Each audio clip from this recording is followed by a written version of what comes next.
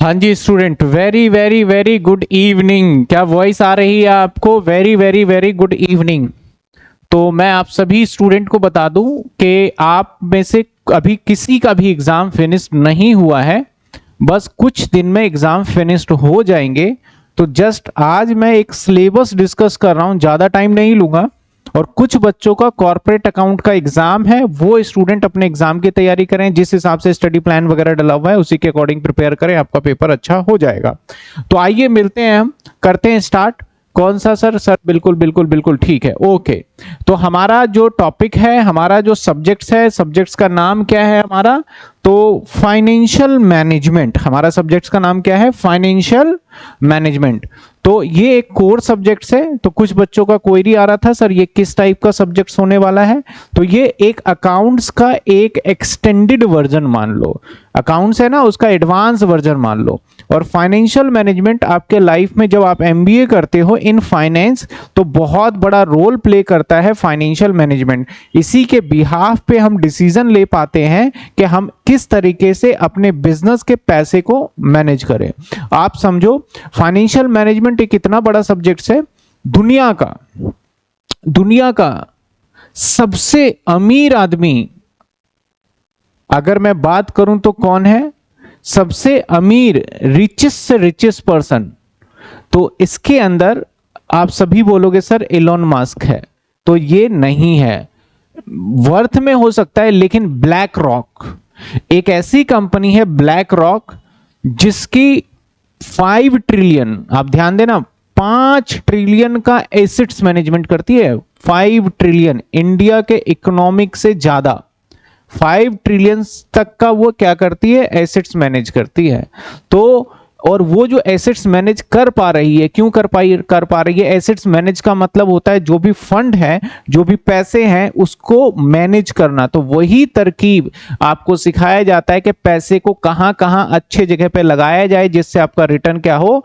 ज्यादा हो। जिससे हमारा रिटर्न क्या हो? ज्यादा हो। तो हमारा सब्जेक्ट्स वही है सर।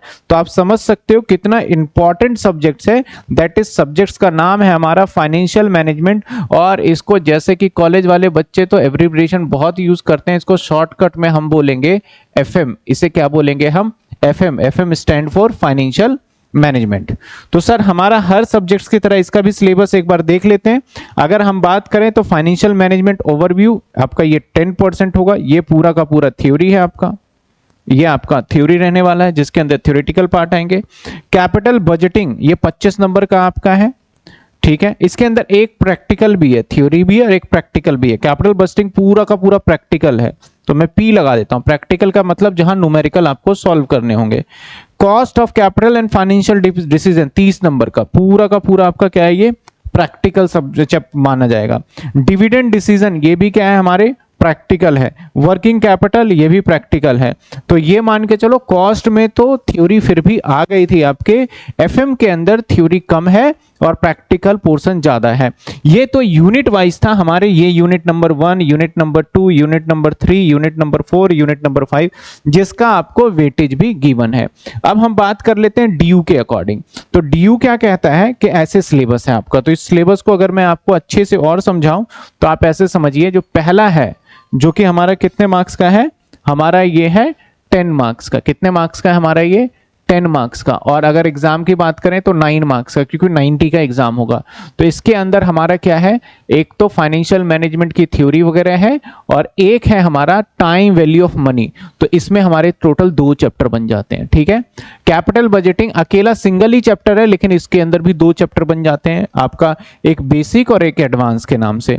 इसके अंदर आपके कितने चैप्टर बन जाते हैं? इसके अंदर चैप्टर बन जाता है कॉस्ट ऑफ कैपिटल, इसके अंदर लीवरेज, इसके अंदर वैल्यू ऑफ फर्म, इसके अंदर ईबीआईटी। तो टोटल 4 चैप्टर यहां पे बन जाते हैं आपके। कैपिटल स्ट्रक्चर आपका ये इसी का ही पार्ट है, जैसे कॉस्ट ऑफ कैपिटल हो गया, कैपिटल स्ट्रक्चर हो गया, और भी काफी चैप्टर। जैसे डिविडेंड डिसीजन के अंदर कितने चैप्टर बन जाते हैं? इसमें 2 चैप्टर बन जाते हैं। वर्किंग कैपिटल में भी कितने चैप्टर? 2। तो अगर नंबर ऑफ मैं चैप्टर को टर्म्स में गुनूं तो ये हमारे सारे के सारे चैप्टर्स हैं, 1 2 3, और ये चैप्टर मैंने उसी सीक्वेंस में लिखे हैं। अब आगे पीछे हो सकता है, लेकिन मैं जो कराऊंगा, मैं पहले कौन सा चैप्टर कराने वाला हूं आप सभी स्टूडेंट को? मैं पहले चैप्टर आपको कराने वाला हूं नंबर 1 पे, ये वाला, ठीक है ना। तो मैं चैप्टर की बात कर लूं, 1 2 3 4 5 6 7 8 9 10 11 चैप्टर टोटल। ये डिवाइडेड है। कब डिवाइडेड है? जब आप इसको चैप्टर में तोड़ते हो तो कितने चैप्टर में डिवाइडेड है? 11। तो हमारे सिलेबस के अंदर टोटल 11 चैप्टर में इसको डिवाइड किया गया है, जिसको हम पढ़ने वाले हैं। और सबसे रिनाउंड बुक इसके अंदर, हम जो बुक्स की बात करें तो बुक्स कौन सा लगेगा इसमें? इसमें लगेगा आपका आर.पी. रस्तोगी, ठीक है। अगर ऑनर्स का बच्चा है तो इसका राइटर अलग है, इसका राइटर है टेक्समैन, अगर ऑनर्स का है। अगर बच्चा प्रोग्राम का है तो उसका भी बुक तो सेम रहेगा, मैंने राइटर गलत वर्ड यूज कर लिया, पब्लिशर। देखो, राइटर वो होता है जो बुक को लिखता है, और पब्लिशर, ऑथर जो होता है उसे राइटर बोलते हैं। पब्लिशर वो होता है जो बुक को प्रिंट करता है। तो ऑनर्स की बुक्स को प्रिंट करने की जिम्मेदारी जो ले रखी है वो ले रखी है टेक्समैन ने। ऐसे प्रोग्राम को, बुक को जो पब्लिश करने की जिम्मेदारी ले रखी है अलग है, इनका हिमालय के नाम से है, Himalaya publication.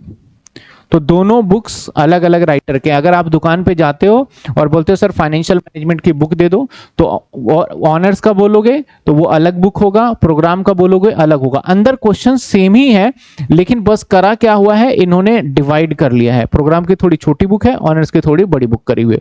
Question word to word क्या है हमारा? सेम है। तो ये हमारा पूरा का पूरा क्या है? फाइनेंशियल मैनेजमेंट का सिलेबस। हम क्लासेस वगैरह कैसे करने वाले हैं, आप सभी को वैसे डेट शीट नहीं मिला होगा, टाइम टेबल, तो मैं बता दूं। आपकी क्लासेस जो मैं रख रहा हूं वो रख रहा हूं मैं टीटीएस, और टाइमिंग है 6:30 टू आपका 7:30 भी हो सकता है, सॉरी 7:30 तो है ही है, या फिर इसे एक्सटेंड करके हम 8 भी ले जा सकते हैं, एज डिपेंड हमारा टाइम। क्लासेस कैसे लोगे सर? सारी क्लासेस हम लाइव लेंगे। और कैसे कैसे चैप्टर पढ़ाओगे, कौन सा चैप्टर पहले कराओगे, ताकि हम भी सोच लें नंबर 1 पे मैं ये पढ़ाने वाला हूं, नंबर 2 पे मैं आपको ये पढ़ाऊंगा, नंबर 3 पे मैं आपको ये पढ़ाऊंगा, नंबर 4 पे मैं आपको ये पढ़ाऊंगा, नंबर 5 पे मैं ये पढ़ाने वाला हूं, नंबर 6 पे मैं ये पढ़ाऊंगा, नंबर 7 पे मैं ये पढ़ाऊंगा, नंबर 8 पे मैं ये पढ़ाऊंगा, नंबर 9 पे मैं ये पढ़ाऊंगा, नंबर 10 पे मैं ये पढ़ाऊंगा, या 10 पे मैं ये पढ़ा सकता हूं, और 11 पे ये पढ़ाऊंगा, और ये सबसे लास्ट में 12 पे। आप सभी बच्चों के जो इंटरनल्स होंगे वो इंटरनल्स आप सभी स्टूडेंट को पहले से ही रिकॉर्डेड, न्यू रिकॉर्डेड फॉर्मेट में मिल जाएगा, ताकि आपको दिक्कत ना हो। कोई भी चैप्टर आप बोलोगे, जैसे कि आप सभी स्टूडेंट बोलते हो कि सर मेरे इस चैप्टर का इंटरनल है, तो वो आपको पता चल जाएगा। सर वीडियो रुक रही है, स्टक हो गया स्क्रीन, मेरे सामने तो ठीक दिख रहा है, मेरे सामने तो ठीक दिख रहा है, चलिए मेरे हिसाब से ठीक होगा। तो मैं आपको जस्ट, आज आपके एग्जाम है, 1 से 2 दिन बाद भी आपके एग्जाम है, कुछ बच्चों के परसों भी एग्जाम है, तो मैं ज्यादा टाइम नहीं ले रहा। तो आपका आज मैंने सिर्फ सिलेबस का इंट्रो दे दिया कि भाई देखो कितने चैप्टर हैं आपके, 11 चैप्टर हैं। टाइम फ्रेम देखा जाए तो टफ चैप्टर्स भी हैं और इजी चैप्टर भी हैं, दोनों हैं मिला के। कुछ चैप्टर बड़े आराम से भी हो सकता है, कुछ चैप्टर टफ भी है। हाँ, इस सब्जेक्ट की खास बात कि हमारे पीछे अकाउंट्स, जैसे कॉर्पोरेट अकाउंट पढ़ रहे हो, जिन बच्चों को कॉर्पोरेट अकाउंट्स अच्छे से नहीं भी पढ़ा, या आपका फाइनेंशियल अकाउंट एफए अच्छे से नहीं पढ़ा, उसको भी इस सब्जेक्ट्स में परेशानी नहीं आएगी, क्योंकि वो उस अकाउंट से थोड़ा सा हमारा डिफरेंट जाएगा, क्योंकि इसके अंदर कुछ थोड़े से सिंपल है। अगर मैं कैपिटल बजटिंग की बात करूं तो ये अकेला चैप्टर 1 महीने का चैप्टर चला जाएगा, थोड़ा टफ माना जाता है। जैसे कि मैं बात करूं, कॉर्पोरेट अकाउंट के अंदर एक टफ चैप्टर आया था एमलगमेशन, जो कि थोड़ा टफ माना गया था, आपने भी देखा भाई क्या करें ना करें। ऐसे इसके अंदर हर सिलेबस में ही एक टफ चैप्टर होता है। इजी चैप्टर की बात करूं तो बड़े सारे इजी चैप्टर है आपके, ईओक्यू इजी चैप्टर आ जाता है, लीवरेज इजी आ जाता है, तो इस तरीके से आपका रहता है। तो होपफुली आपको समझ में आया होगा। अभी जो भी आपके अपकमिंग एग्जाम है, आप उसकी अच्छे से प्रिपरेशन करिए, और फिर हम मिलेंगे। आपका एमडब्ल्यूएफ क्लास होगा होपफुली। अगर अगली क्लास में, मैं एक बार डेट शीट मुझे अभी रिमेंबर नहीं है, आप बताइए आपका अगला एग्जाम कब है।